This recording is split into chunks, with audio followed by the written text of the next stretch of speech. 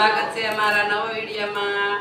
બેનો અત્યારે આપણે કનૈયાના ભજન તો બહુ ગાયા, પણ અત્યારે દશામાના વ્રત ચાલુ છે તો આપણે દશામાના નવા ભજનો લઈને આવ્યા છીએ।